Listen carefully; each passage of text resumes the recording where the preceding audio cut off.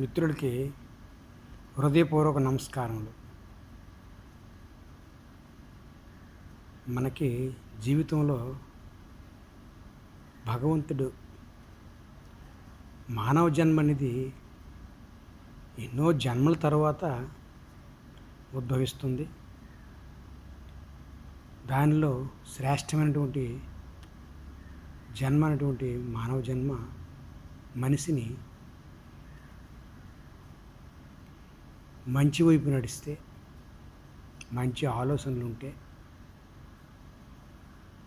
మంచి స్థానానికి మనం వెళ్ళొచ్చు అన్నటువంటి విషయం మనకు చెప్తుంది.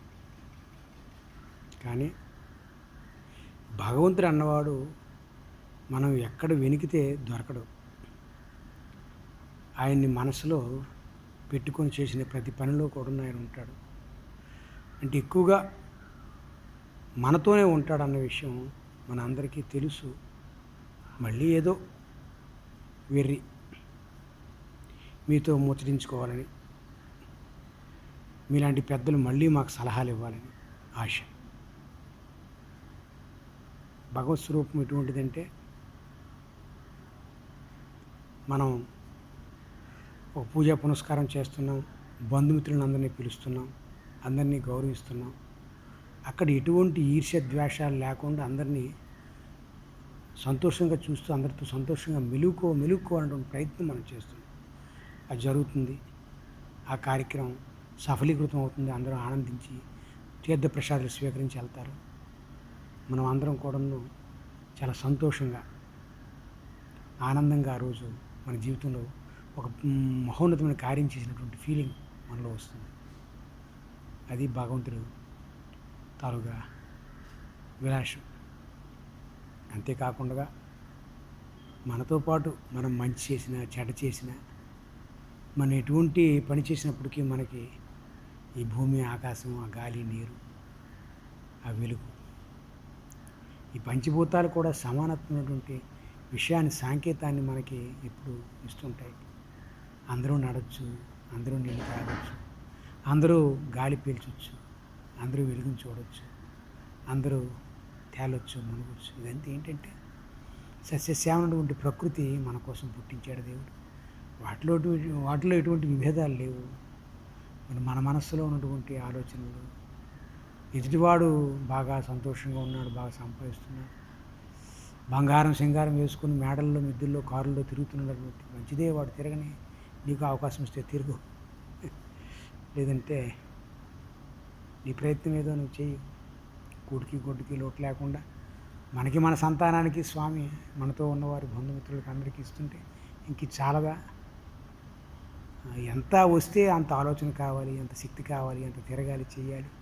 ఎటువంటి ఆలోచన లేకుండా సంతోషంగా, శాంతంగా భగవత్ స్వరూపాన్ని ధ్యానించుకుంటూ వెళ్ళిపోతున్నాం. ఇది కూడా మహోత్కరమైనటువంటి జన్మ.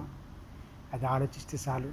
ఒకప్పుడు మహానుభావుడు, నేను చిన్నప్పుడు బుల్లిమేషారని మహారామకృష్ణ భక్తులు ఉండేవాళ్ళు. ఆయన ఎప్పుడు చెప్పేవాడు, కానీ తింటున్నాం, ఉంటున్నాం, వెళ్తున్నాం, అన్ని పనులు చేస్తున్నాం నాయన వైష్ణవులకు, కానీ ద్వేషం లేకుండా ఉంటే చాలురా. ఇంటికి వెళ్ళి ఎప్పుడు కూడాను ఒకరి పట్ల వాడిలాగా ఏడేలాగా అనుకోకుండా ఉంటే చాలు, అదే పెద్ద పుణ్యం అని చెప్పేవాడు. చిన్న వయసు, 10 ఏళ్ళ వయసు, 18 ఏళ్ళ వయసు విని ఏమో అనుకునేవాడిని. ఇప్పటికీ ఒక 53 ఏళ్ళు దాటినా సరే ఆయన ఇప్పుడు కూడా చెవిట్లో చెప్పినట్టుగా ఉంటుంది. అంటే ఈర్ష్య ద్వేషం లేకుండా బ్రతకాలి, చిన్నపిల్లల మనస్తత్వంతో బతకాలి, అందరితో నవ్వుతూ నవ్విస్తూ బ్రతకాలి, ఎటువంటి హెల్త్ లేకుండా ఉండాలి, ఎప్పుడు ఆడుతూ పాడుతూ ఉండాలి అనేవాడు.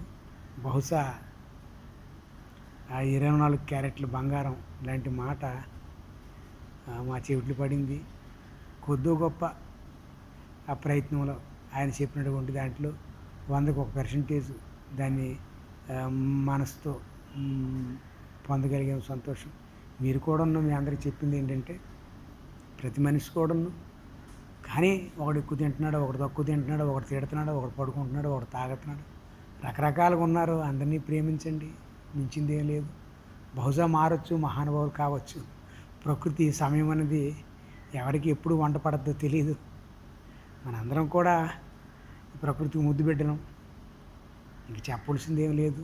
మీలో మహానుభావులు ఉన్నారు, మహా తెలివైన వాడు ఉన్నారు.